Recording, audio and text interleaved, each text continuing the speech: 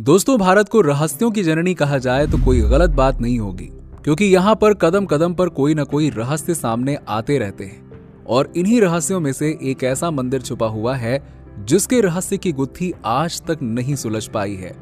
उस मंदिर का नाम है कोणार्क मंदिर।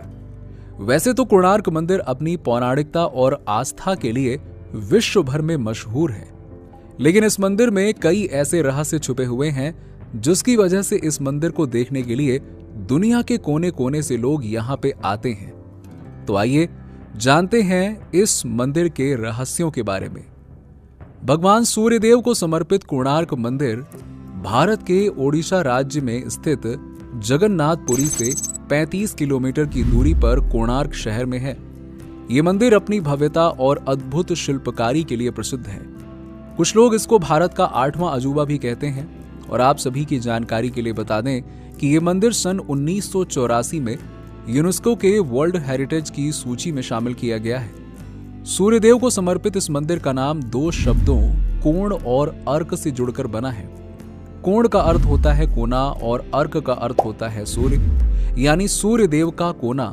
और इसी वजह से इस मंदिर को कोणार्क के सूर्य मंदिर के नाम से भी जाना जाता है।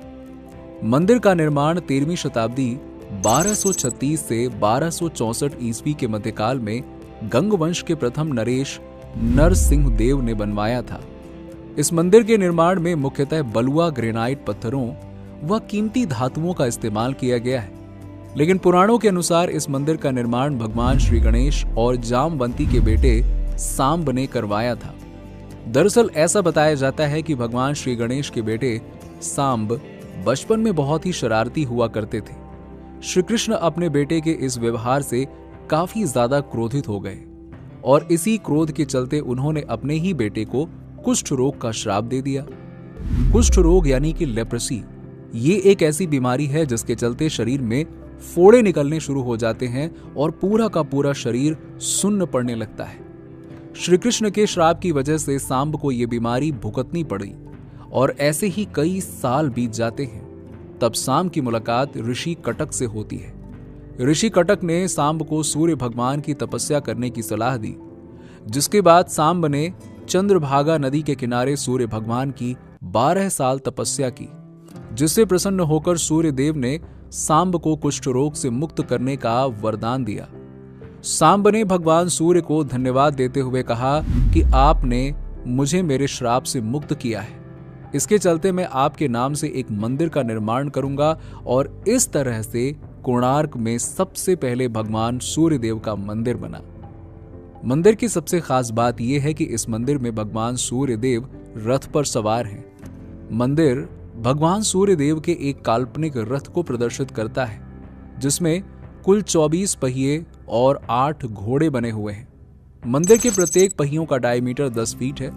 पहियों का निर्माण इस तरीके से किया गया है कि वो समय का सही पूर्वानुमान बताते हैं। इसके अलावा आप सभी की जानकारी के लिए बता दें कि मंदिर के मुख्य शिला के ऊपर 52 मैट्रिक टन चुंबकीय पत्थर रखे गए थे, जो कि मंदिर के मजबूती को बरकरार रखने में मुख्य काम करता था। मंदिर में स्थापित सूर्यदेव की भव्य प्रतिमा लगभग 8 धातुओं से बनी हुई थी, जो मंदिर में लगे चुंबकीय पत्थर की वजह से हवा में झूलता रहता था। मंदिर का निर्माण इस तरीके से किया गया है कि सूर्य की किरण सर्वप्रथम मंदिर के प्रांगण में बने नट मंदिर से होते हुए सीधा सूर्यदेव के मुख्य मंदिर के द्वार से मंदिर में प्रवेश करती है, जिससे आज भी देखा जा सकता है। वहां के स्थानीय लोगों का कहना है कि इस मंदिर में आज तक पूजा अर्चना नहीं की गई, क्योंकि ऐसा भी बताया जाता है कि जब इस मंदिर का निर्माण हो रहा था तो प्रमुख वास्तुकार के बेटे ने इसी मंदिर में सुसाइड कर लिया था और इसके बाद से मंदिर में पूजा अर्चना पर रोक लगा दी गई। इसके अलावा ऐसा भी कहा जाता है कि अगर कोई मंदिर के गर्भगृह में प्रवेश करता है तो उसे सभी प्रकार की मोह माया बाहर छोड़कर आना पड़ता है। इस मंदिर की सबसे रोचक बात यह है कि मंदिर में लगे चक्रों पर पड़ने वाली छाया से हम समय का सही और सटीक अनुमान लगा सकते हैं। ये प्राकृतिक धूप घड़ी का काम करती है और ये मंदिर 229 फीट ऊंचा है। इसमें एक ही पत्थर से निर्मित भगवान सूर्य की 3 मूर्तियां स्थापित की गई हैं, जो दर्शकों को बहुत ही आकर्षित करती हैं। वैसे दोस्तों, आपको ये जानकारी कैसी लगी हमें कमेंट सेक्शन में कमेंट करके जरूर बताइए।